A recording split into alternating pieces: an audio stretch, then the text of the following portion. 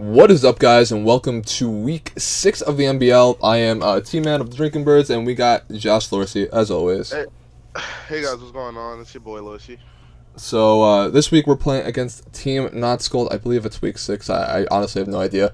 But, yeah, they have a really threatening team. Joe and Emvee are, of course, really good players. So, on screen, their team is Celesteela, Arcanine, Garchomp, Buzzwole, Suicune, Raichu, Alola, Cradily, Comfey, and Malamar. So, basically, we think that this week we can go with the Linoon Blastoise strategy again. I think it didn't work out terribly well for us last week, but we don't expect many things to have spread moves besides their Garchomp. And with only the Raichu being able to stop the Linoon from the get-go, I think we should be in an alright spot to almost always get up a belly drum with Linoon and be in a pretty good spot. And with the extreme speed and last resort, it literally punishes half of its team either by 2-hit KOing or KOing, regardless through Intimidate. So last resort's honestly a really great move. I think I wanted Play Rough over it, but then Tom explained last resort is just better and generally better. So yeah, Yeah, I like the idea of last resort Linoon. Yeah, there's no move that hits Cradily and Celesteela. Cradily you'd have to run Iron Tail for, and there's nothing that hits Celesteela. So running Last Resort to hit both the Buzzwole and the Suicune and making sure you get the knockout on the Garchomp where E-Speed doesn't always do it. Getting all that stuff down pat is pretty important, and I think Last Resort's pretty cool. Blastoise is pretty similar to what we've been running most weeks, just standard follow me with Scald and Protect.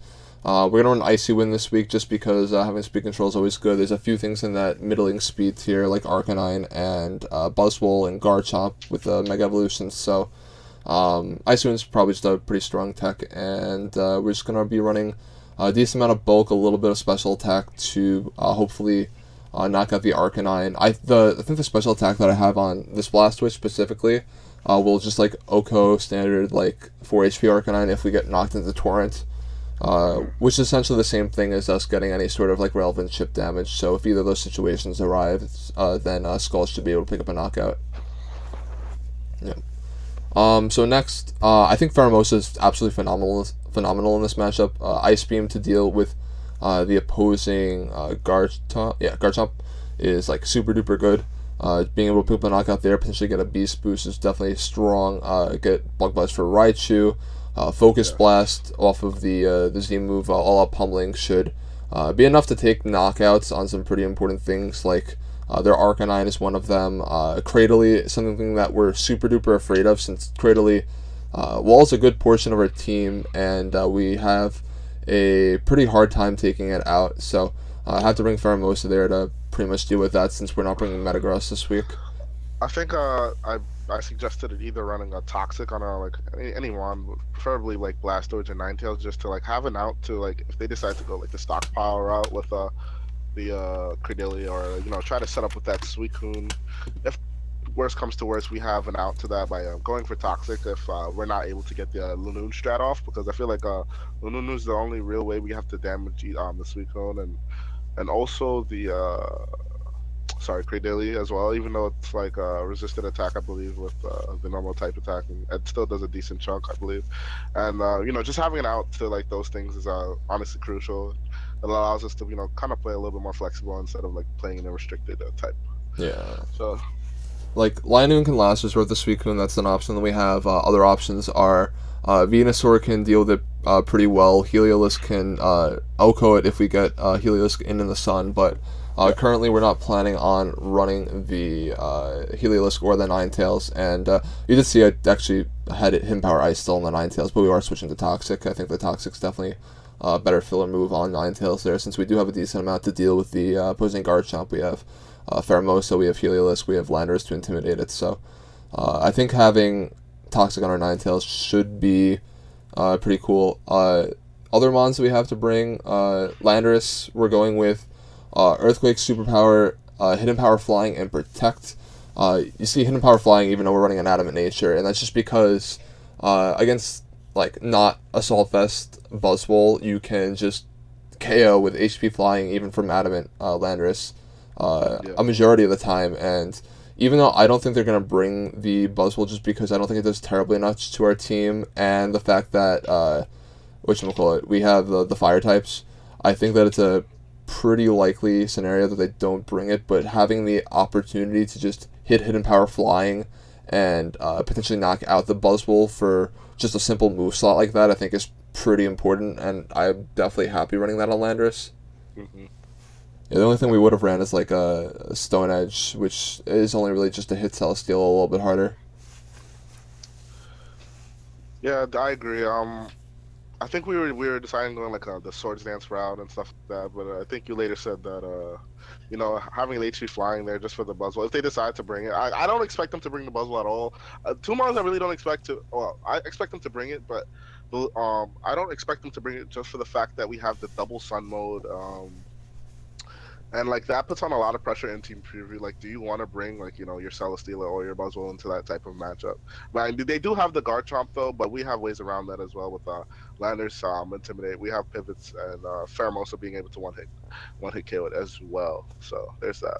Yeah, I mean the last two mods were just our Ninetales and our Heliolisk. Yeah. Ninetales is running Z-Grudge on the opposite side as both Vermosa and Lionel, which is a little bit weird, but I think it's just a very like potency move that we can use to maybe either save Darmanitan or Heliolisk in a late game, since like we said, they don't have a lot of things that are faster than Ninetales. They also don't have a lot of things to what's the word I'm looking for? Hit spread moves through something like Yeah. redirection. So I think that Z-Grudge is pretty strong there. Maybe just buying an extra turn for something like Landorus or Darmanitan might be able to save us a game.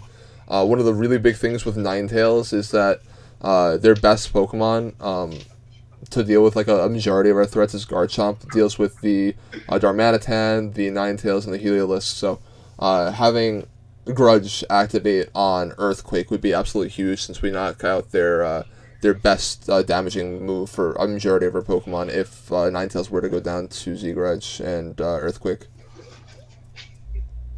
Yeah, I totally agree with that. And then last mon is just Heliolisk, just pretty standard. Hits a lot of things on the team really, really hard. Thunderbolt hits the Celesteela. Hidden Power Ice hits the Garchomp. Single Beam is just there, just in case we see the what mon was that? Malamar. Yeah, Yeah. yeah, So with Heliolisk, I like before even playing the match, I really wanted to bring Heliolisk. Just looking at their team, like Heliolisk just does so well with the ability of HP Ice and his ability with solar power and Life Orb as well. We'll be able to pick up a lot of knockouts and do a lot of damage to their team, barring I think like the Cradilly. Other than and I think the Licky, I'm not sure if it's Licky especially defensive or not. I don't know its base stats, but yeah, I think Heliolisk hits hard. The only drawback with Heliolisk is its frail defensive capabilities with it. But that's about it. But I think other than that, it depends on what we decide to do in team preview. Like if we feel like we want to bring Heliolisk, we'll definitely bring Heliolisk to the matchup. But if we feel like we could go another route, maybe more defensive route, or maybe something safer, we'll probably just go with that as well. But I really do want to bring this Heliolisk into this matchup. yeah. One of the big things is that I'm so afraid of the Licky potentially coming, and if I do remember correctly, Licky does get Cloud9. So Yes. yeah, if Licky were to come onto the field, it would limit the damage output from the Darmanitan, limit the damage output from the Heliolisk. So there's no like. Darm wouldn't get the Flare Blitz boost on Sun. Heliolisk wouldn't get the Solar Power boost. Venusaur could even not be able to get the speed boost from Chlorophyll. There's just a lot of things that could go very, very wrong. Even stuff like their Suicune being able to Scald our Darmanitan and potentially knock it out without Sun being there. Just a lot of really scary things that the Licky can do, and that's the only reason why I'm not too like keen on bringing the Heliolisk, even though, like Josh says, it hits so many things on their team so hard. If we get in the right spot, it can just tear through a good majority of their team. Yep. Anything else you want to say, Josh? I just really want to bring Helios, man. That's the. I just want to see it do very well in this matchup. I think that's like one of I think Lanoon and Helios are the only Pokemon that are on a team that are pretty much underperforming, right? Well, we're Yeah, not or bringing in it, I Ori. guess. Yeah, and yeah, Ori's the dude though. Ori's our man, so Ori doesn't count. That's the fake logo, but Nah, I really just want to bring the Heliolisk. I think I also want to say that I know you do as well. I really do respect Joey and Emvee as players. They do their I believe they do like showdown laddering singles, and they're very very very very well players. And they understand. They have a great understanding of how to play Pokemon, actual Pokemon with in the singles typing. I played singles prior to VGC, and I would have to say, like, if I didn't play singles before playing VGC, I think I would have a very rough time with the game as well. I think those two guys are pretty inspirational Yeah, to me. not only for singles though. I mean, I've sat next to Joey at like top tables in Massachusetts Yeah, regionals, so like I know Joey knows what he's doing. I'm sure Envy does as well. He's a smart guy, so I really just have to see what we see. I Before we go, I just want to give like a quick like mention because I know the analysts are gonna like come down my throat about still not bringing Aura Choreo. Like yeah, I wanted to bring it so bad this week. It's just more the fact that I couldn't find a move slot to give up on Pheromosa to run Quiver Dance. I think all the other moves are far like more important.